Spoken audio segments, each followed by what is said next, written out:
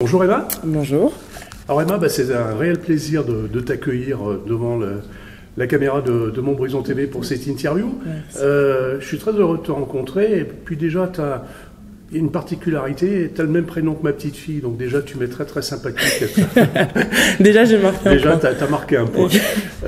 Donc l'interview qu'on va faire, en fait, c'est pas une interview basket, mais c'est plus une interview Emma. Donc la jeune femme Emma. Alors parle-nous un petit peu de ton parcours. Emma, tu es née où? Je suis née à Colombes dans le 92, mais sinon j'ai grandi à Fontenay-sous-Bois dans le 94. Donc voilà, j'ai grandi à la région parisienne, mais très tôt le basket m'a fait quitter la région parisienne.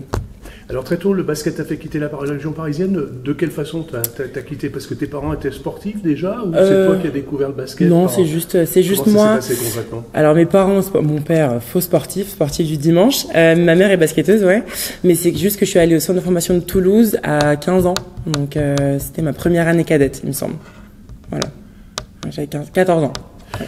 Tu avais déjà découvert le basket avant? Oui, j'avais fait les pôles espoirs. Comment tu l'as découvert le basket? Grâce à ma mère, parce que j'étais le dimanche quand elle jouait les week-ends, j'étais au bord j'étais même sur le banc avec elle. Et un jour, un coach, Benjamin Coudreau, mon premier coach, me dit mais tu fais du basket? Je dis bah non. Il me dit mais en fait si, tu vas faire du basket. Et donc c'est lui qui m'a fait aller au club de Vincennes où j'ai commencé à découvrir le basket de haut niveau à mon âge. Tu as fait d'autres sports en parallèle? Ouais, j'ai fait du judo, de la danse, j'ai fait du foot. Mon Dieu, j'ai fait du foot. Nul. C'est tout. Ouais, ça fait tout. Et judo et danse, tu as conservé la danse? T'en fais un peu? Pas du tout. Mon Dieu, pas du tout. Non. C'était pour être avec les copines ou pour faire comme ma sœur, mais non, pas du tout. Tu parles des copines, tu as des frères et sœurs aussi, donc? J'ai une grande sœur qui a 30 ans, qui s'appelle Naomi. Pas du tout sportive, mais on est très proches. Très proche, donc elle te suit sur les réseaux, ouais. sur Montbrison TV. Ouais. Ma mère et ma sœur, mes parents et ma sœur, mes plus grandes fans, ils me suivent. Ils te suivent. Ouais. Parallèlement donc au sport de haut niveau, tu as pratiqué, tu as fait quoi comme études? Alors j'ai fait, par pur hasard, je me suis lancée dans des études de management du sport. Donc j'ai un bachelor dans cette discipline et j'ai un master en management du sport et en journalisme. En journalisme? Ouais. Tu as fait ce master où? À l'université de North Texas, à côté de Dallas. Donc tu as vécu aux États-Unis pendant quelques temps? Exactement, pendant 5 ans. J'ai vécu dans l'Utah pendant 2 ans et dans le Texas pendant 3 ans du coup. Après le sport, après le basket, tu vas t'orienter sur une des deux de ces formations? Quelle est celle que tu privilégies? Ouais, alors je pense que le journalisme sportif m'attire depuis de nombreuses années maintenant, donc je vais m'y lancer. Mais je vois ça comme un peu comme une carrière à courte durée et à long terme. À long terme, qu'est-ce que je voudrais faire à long terme? Il va y avoir une case coaching, c'est sûr. Mais alors où? En France, aux États-Unis, je sais pas. Et surtout que là, en parallèle, la saison dernière, j'étais prof d'anglais, donc je me découvre une nouvelle passion pour l'enseignement. Donc on verra. J'ai plusieurs options. Plusieurs options, donc aucun souci pour la suite, pour ouais. la fin de carrière qui est encore lointaine. Qui est encore lointaine. Mais aucun souci par rapport à ça. Ouais. Tu as quoi comme passion à part le sport et à part le basket en général? Ouais, alors du coup enseigner là, je vois que j'adore. Je suis plus pédagogue que ce que je ne pensais. J'adore lire. J'adore voyager. J'ai fait pas mal de pays. J'ai eu la chance de beaucoup voyager grâce au basket. C'est à peu près tout. Ouais.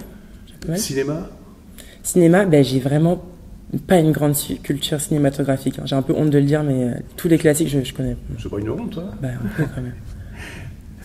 Donc tu dis lecture, alors une journée d'Emma, ça se passe comment à Montbrison? Alors le matin, disons les matins où je me lève plus ou moins tôt, je prends mon petit déj, je réponds à mes messages, j'écris dans mon journal en général, on en parlera plus tard. Ensuite on s'entraîne pendant 2 heures, donc le temps de se préparer pour venir à l'entraînement en avance. 2 fois par semaine, je donne des cours d'anglais à une petite Léa du club, du coup, qui fait partie du BCMF. Et puis ça repasse. On a toujours des choses à faire entre les entraînements et on repart à l'entraînement le soir, donc les journées sont plutôt chargées au final. Tu aimes énormément le contact? Pas le contact physique. Ouais, j'allais dire lequel. Mais le contact, tu dis j'aime enseigner, j'aime le métier de journaliste, tout ça, c'est des métiers effectivement qui ont forcément à un moment des contacts avec les gens. Ouais. C'est parler des gens, c'est aider les gens, c'est faire transmettre son savoir. Tu adores ça? J'adore ça, j'adore être au contact humain, juste à faire des nouvelles connaissances. Vraiment, je pense qu'on a toujours à apprendre de l'autre. Donc vraiment je pense que quelque chose qui me définit, c'est juste le contact humain et créer des nouvelles relations, quoi. Emma, à Montbrison, tu te sens bien? Comment on dit, plus que bien, franchement.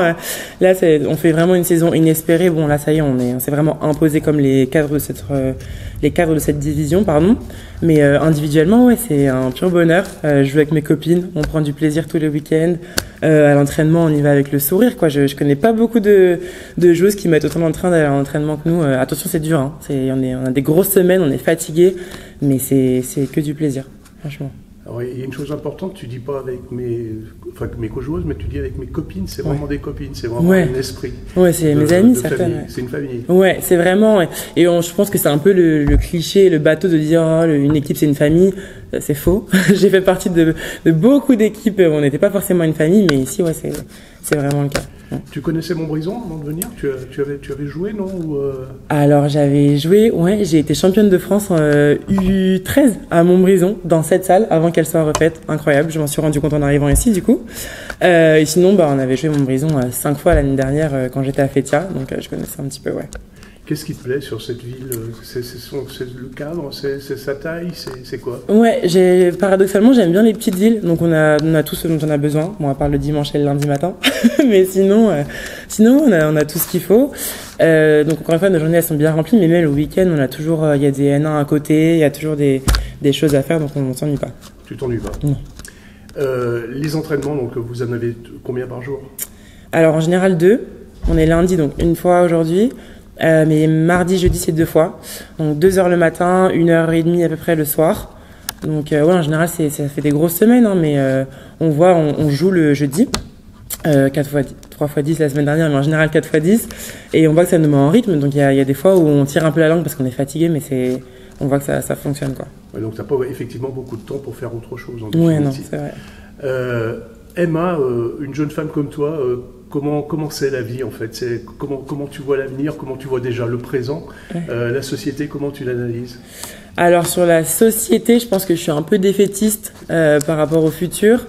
Mais sinon là, tout de suite au présent, j'essaye de prendre prendre ce qui m'arrive, pardon, j'arrive pas trop à parler. Mais je prends vraiment là, par exemple cette saison c'est un pur plaisir, donc je prends chaque moment qui me vient et même des petits moments, je célèbre même les tout petits moments, quoi. Tu t'intéresses à l'actualité quand même? Tu regardes la télé? Tu regardes les chaînes d'infos? Ouais, je m'informe quand même, donc c'est pour ça que je suis un peu défaitiste, un peu pessimiste par rapport au futur, mais déjà les nouvelles c'est anxiogène un peu concrètement quand on regarde les infos, mais ouais. Je suis un peu défaitiste par rapport au futur, je vais pas mentir. Tu es un peu défaitiste. Ouais. Si un jour tu es journaliste, donc comment tu vas... Ce sera vraiment un journaliste sportif qui t'intéresse? Ouais, le journaliste sportif. Ouais, c'est uniquement le journaliste sportif. Pour positiver, justement. Ouais, parce que on l'a bien vu, je pense que le sport, même si on nous apprend que c'est un reflet un miroir de la société, on voit quand même que c'est une bulle à part et que c'est toujours des émotions, que peu importe ce qui se passe dans la vie... en dehors du sport, dans la vraie vie, on va dire, c'est toujours, c'est une bulle d'oxygène, quoi. Donc, c'est vraiment le sport qui nous provoque des émotions comme ça. Si tu avais une petite fille ou un petit garçon qui vient te voir et puis qui te demande comment je ferais qu'est-ce que je dois faire pour être sportif comme ça, quel encouragement, quel conseil tu lui donnerais? Ouais, c'est marrant parce que Lali, notre stagiaire qu'on a eu toute la semaine, nous a posé la question. Et je pense que c'est déjà l'éthique de travail pour devenir professionnel, mais surtout faire preuve d'abnégation, enfin de pas lâcher. Quoi qu'il arrive, une carrière c'est long, il y a des hauts, des bas, des très très hauts et des très très bas. Et je pense que il faut aussi se garder les choses hors basket qui nous permettent de rester un peu plus linéaire et de pas aller trop haut ou trop bas, justement. Et de relativiser. Ouais, exactement. Tu parlais des choses très hautes. Quelle est la chose la plus haute que tu as vécue? La chose la plus haute que j'ai vécue, je pense, de jouer dans des grosses salles aux États-Unis. On joue devant 8000 personnes, quoi. Donc c'était vraiment que je joue pas d'ailleurs. C'est très drôle parce que je joue pas beaucoup. Mais ça, c'est vraiment des sensations un peu indescriptibles. Les titres, j'ai gagné des titres avec Mondeville en jeune. Qu'est-ce qu'on nous fait très haut? Ouais, le basket, mais juste des victoires comme par exemple ce week-end. C'est une victoire de championnat qu'on peut dire une victoire un peu lambda, mais ça provoque des émotions que personnellement je ne retrouve nulle part ailleurs. Et à contrario, les choses les plus dures que tu as traversées? Et bah du coup les saisons difficiles, il y a une saison quand j'étais à Texas Tech où je joue vraiment pas et pourtant enfin je m'entraînais 3 fois par jour, c'était hyper dur mais pourtant j'ai rencontré certains de mes meilleurs amis, j'ai rencontré des gens exceptionnels et comme quoi même si on va dans le très très bas au basket, il y a toujours autre chose et la vie continue. Dans le négatif, tu as quand même sorti des choses positives du coup. Ouais, au final. Ouais. Alors, je t'ai demandé tout à l'heure d'amener donc une photo. Ouais. Est-ce que tu peux nous dire quelle est cette photo et qu'est-ce qu'elle représente pour toi? Eh bien, écoutez, je suis indécise, j'ai pas réussi à choisir. Donc la première, c'est une photo avec ma mère. J'étais un gros bébé. Avec ta maman? Ouais, avec ma maman. Donc ça, c'était je suis née en mai, mais est-ce que c'est la maternité? Oui, donc en mai, je suis née en mai. 98. Et après, je me suis dit une photo avec ma sœur quand même. Voilà. Avec ta grande sœur? Ma grande sœur Naomi. Toujours un très gros bébé, ma grande sœur, voilà. Et du coup, je me suis dit, une photo avec les deux. Voilà, donc c'était l'anniversaire de ma mère en 2018. Voilà, donc si vous l'aviez pas compris, ma mère et ma sœur sont très importantes pour moi. Mon père aussi, mais c'est avec lui. Mais vraiment, moi et ma famille, très, très importante pour moi. Je t'ai demandé également un objet. Ah oui, je devais commencer par l'objet, je me suis trompée. Pardon? Non? Okay, pardon. Du coup, mon objet, c'est mon journal. Je pense que c'est hyper important d'avoir un journal. J'avais un journal intime en étant petite, mais là, j'écris un peu tout et n'importe quoi dedans, tout ce qui me passe par la tête. Parfois, je résume mes entraînements. Quand je suis en colère, souvent, j'écris dans mon journal. Quand je suis triste, mais je pense que ça m'aide beaucoup à gérer mes émotions. Voilà. Donc, un journal, c'est important. Je recommande. Samedi soir, tu as écrit sur ton journal? Non, samedi soir, j'étais trop fatiguée après le match, donc j'ai pas écrit après. Mais en général, si, j'écris dès le dimanche, en général le lendemain. Alors, je t'imagine journaliste sportive. Ouais. Quel titre tu aurais donné au match de samedi? Oula. Je suis prise de court. Le flamboyant Montbrison. Je sais pas vraiment, j'ai aucune idée, j'en sais rien. Mais juste quelque chose pour dire qu'on est en phase ascendante et qu'on nous arrête plus. Voilà. Quelque chose comme ça. Ben écoute, merci de nous avoir accordé merci à toi. Qui est précieux. Et puis continuez sur cette bonne lancée parce que comme tu l'as vu, donc la salle est pleine. Comble, ouais. Les gens sont enthousiastes et tout le monde est avec vous. Alors Montbrison, certes, le Forêt, bien sûr. Et puis maintenant, il y a le département aussi qui s'intéresse à vous. Ouais. Et donc ça, c'est génial aussi. Oui, non, vraiment, on voit que les gens sont... sur cette lancée, c'est bien. Merci c'est gentil. Merci.